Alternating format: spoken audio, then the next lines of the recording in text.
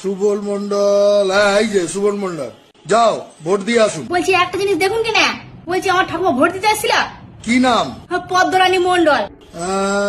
Padma, PAD, এই তো, হ্যাঁ পদ্মারানী মন্ডল। কখন এসেছিল? 1 ঘন্টা আগে চলে গেছে। দেরি হয়ে গেল গো, 1 ঘন্টা আগে আইলে দেখা হয়ে যেত। তোমাদের কি ঘরে দেখা হয় না নাকি? দেখতে হবে না কেন, ঠাকুমা 15 বছর আগে মরে গেছে।